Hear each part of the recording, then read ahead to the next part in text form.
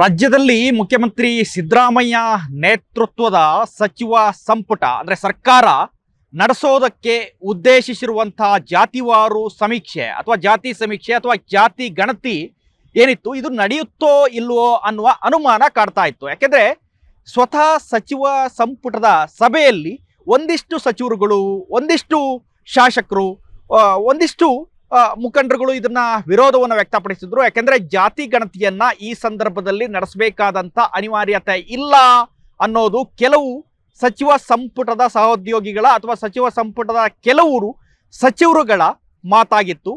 ಮನೆತಾನೆ ವಿಧಾನಸೌಧದಲ್ಲಿ ಕ್ಯಾಬಿನೆಟ್ನಲ್ಲಿ ಈ ವಿಷಯ ಚರ್ಚೆ ಆಯಿತು. ಹಲವು ಸಚಿವರು ಇದಕ್ಕೆ ವಿರೋಧವನ್ನು ವ್ಯಕ್ತಪಡಿಸಿದ್ರು. ಕೆಲವು ಸಚಿವರು ಕೆಲವು ಬದಲಾವಣೆಗಳಾಗಬೇಕು ಅನ್ನುವ ಮಾತನ್ನ ಹೇಳಿದ್ರು. ಸ್ವತಃ ಕೈಗಾರಿಕಾ ಸಚಿವ ಎಂ.ಬಿ. ಪಾಟೀಲ್ರು, ಈಶ್ವರ್ ಖಂಡ್ರೆಯವರು, ಹಾಗೇನೆ ಸ್ವತಃ DCM ಡಿ.ಕೆ. ಶಿವಕುಮಾರ್ ಅವರು ಕೂಡ ಇದಕ್ಕೆ ಅಪಸ್ವರವನ್ನ ಎತ್ತಿದ್ರು. ಯಾಕೆಂದ್ರೆ ಈ ಕ್ರಿಶ್ಚಿಯನ್ ಅನ್ನುವ ಹೆಸರನ್ನ ಸೇರಿಸಿರೋದ್ರಿಂದ, ಅಂದ್ರೆ ಕೆಲವು ಜಾತಿಗಳ ಮುಂದೆ ಕ್ರಿಶ್ಚಿಯನ್ ಅನ್ನುವ ಹೆಸರುಗಳು ಸೇರ್ಪಡೆ ಆಗಿದ್ವು, ಜಾತಿಗಳು ಸೇರ್ಪಡೆ ಆಗಿದ್ವು. ಅದಕ್ಕೆ ಉದಾಹರಣೆ ಅಂತಂದ್ರೆ ಬ್ರಾಹ್ಮಣ ಕ್ರಿಶ್ಚಿಯನ್, ಲಿಂಗಾಯತ ಕ್ರಿಶ್ಚಿಯನ್, ಕುರುಬ ಕ್ರಿಶ್ಚಿಯನ್, ಮಾದಿಗ ಕ್ರಿಶ್ಚಿಯನ್, ಹೀಗೆ ಹಲವು ಉಲ್ಲೇಖಗಳನ್ನ ಮಾಡಿದ್ರು. ಈ ಉಲ್ಲೇಖವನ್ನ ಮಾಡಿರೋದಕ್ಕೆ ಸಚಿವ ಸಂಪುಟದಲ್ಲಿ ವಿರೋಧ ವ್ಯಕ್ತ ಆಗಿತ್ತು. ಹಾಗಾಗಿನೇ ನಿನ್ನೆ ನಡೆದಂತ ಮತ್ತೊಂದು ಸಭೆಯಲ್ಲಿ ಈ ಕ್ರಿಶ್ಚಿಯನ್ ಅನ್ನುವ ಪದವನ್ನ ಅಥವಾ ಕ್ರಿಶ್ಚಿಯನ್ ಅನ್ನುವ ಉಲ್ಲೇಖವನ್ನ ಕಡತದಿಂದ ತೆಗೆದುಹಾಕಿದ್ರು. ಅಂದ್ರೆ ಈ ಜಾತಿ ಗಣತಿ ಏನು ಪುಸ್ತಕ ಇತ್ತು ಅದರಿಂದ ಈ ಕ್ರಿಶ್ಚಿಯನ್ ಉಲ್ಲೇಖವನ್ನ ತೆಗೆದುಹಾಕಬೇಕು ಅನ್ನುವ ಸೂಚನೆಯನ್ನ ಹಿಂದುಳಿದ ವರ್ಗಗಳ ಆಯೋಗದ ಅಧ್ಯಕ್ಷರಿಗೆ, ಅಂದ್ರೆ ಸ್ವತಃ ಮಧುಸೂದನ್ ನಾಯಕ್ ಅವರಿಗೆ ಮುಖ್ಯಮಂತ್ರಿ ಸಿದ್ದರಾಮಯ್ಯ ಅವರು ಒಂದು ಸೂಚನೆಯನ್ನ ನೀಡಿದ್ರು.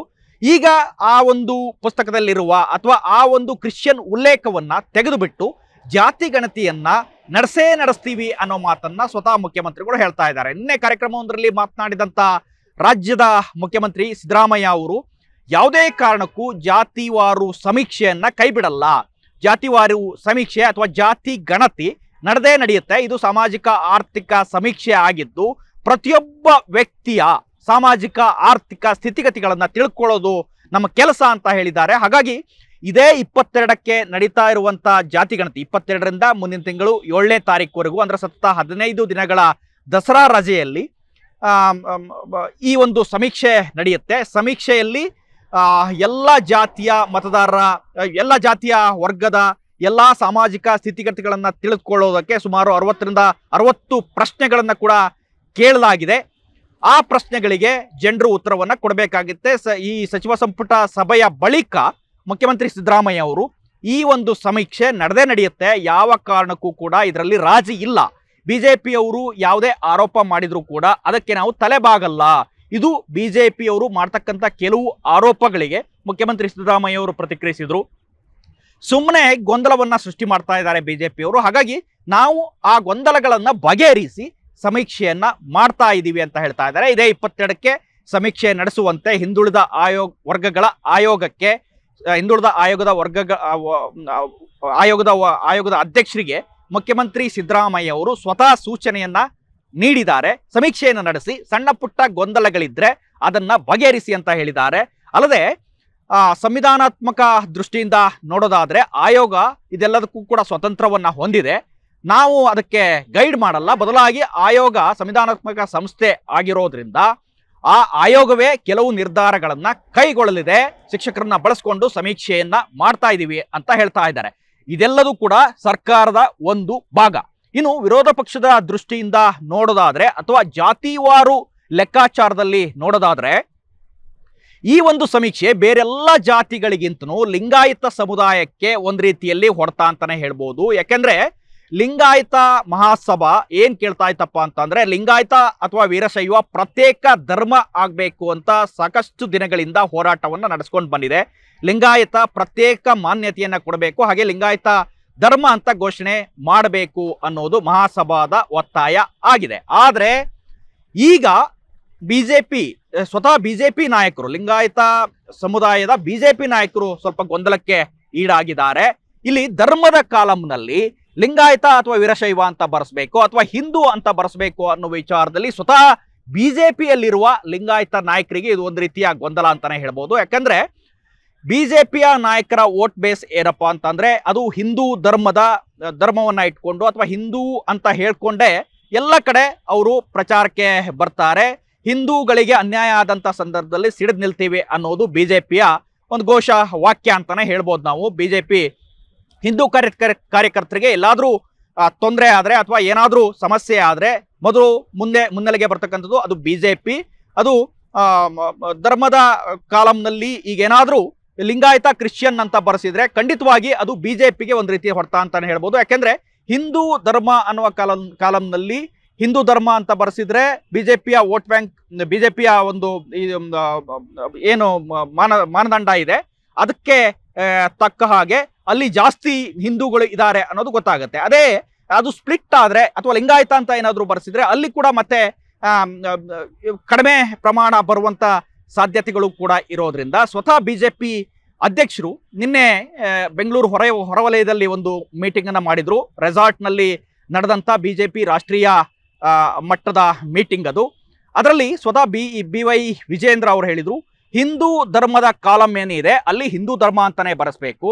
ಇನ್ನು ಜಾತಿ ಉಪಜಾತಿಗಳ ವಿಚಾರಕ್ಕೆ ಬಂದಾಗ ಅಲ್ಲಿ ಲಿಂಗಾಯತ ಅಂತನಾದ್ರೂ ಬರ್ಸಿ, ಕ್ರಿಶ್ಚಿಯನ್ ಅಂತ ಆದ್ರೂ ಬರ್ಸಿ, ಅದು ನಿಮಗೆ ಬಿಟ್ಟ ವಿಚಾರ ಅಂತ ಹೇಳಿದ್ದಾರೆ.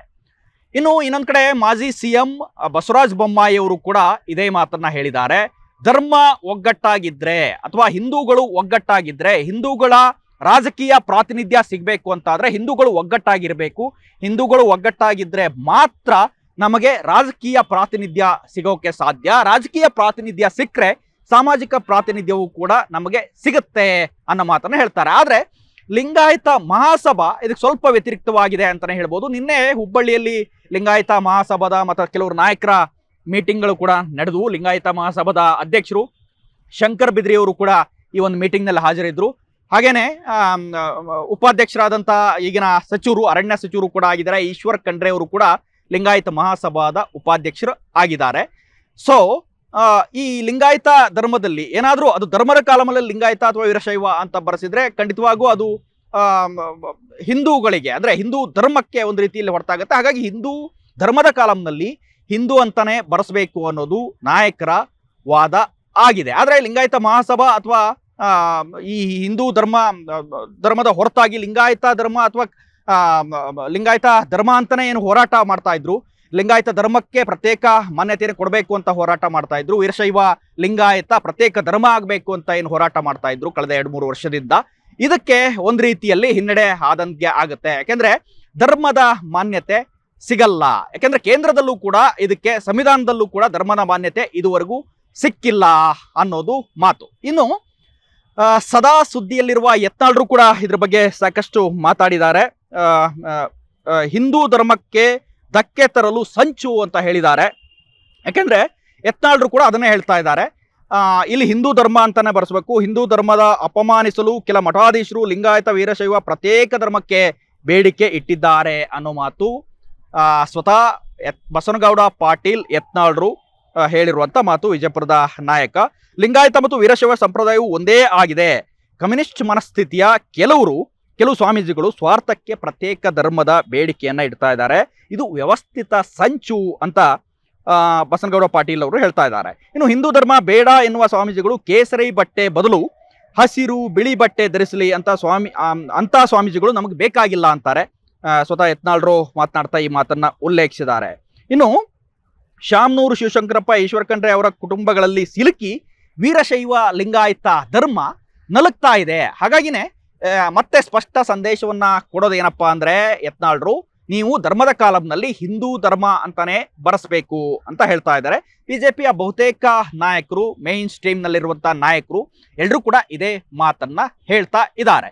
ಈಗ ಜಾತಿ ಗಣತಿ ಈ ಗೊಂದಲದ ನಡುವೆ, ಜಾತಿ ಜ್ವಾಲೆ ಅಂತ ಏನ್ ಕರಿತೀವಿ, ಈ ಗೊಂದಲದ ನಡುವೆ ಅತ್ಯಂತ ಗೊಂದಲಕ್ಕೆ ಸಿಕ್ಕಿದ್ದು ಅಂತಂದ್ರೆ ಅದು ವೀರಶೈವ ಲಿಂಗಾಯತರು ಅಂತಾನೆ ಹೇಳಬೇಕಾಗುತ್ತೆ. ರಾಜ್ಯದಲ್ಲಿ ಅತ್ಯಂತ ದೊಡ್ಡ ಜಾತಿ ಅಂತ ಕರೆಸ್ಕೊಳ್ಳುವಂತ ವೀರಶೈವ ಲಿಂಗಾಯತರಲ್ಲಿ ಈಗ ಬಹುದೊಡ್ಡ ಗೊಂದಲ ಮೂಡ್ತಾ ಇದೆ.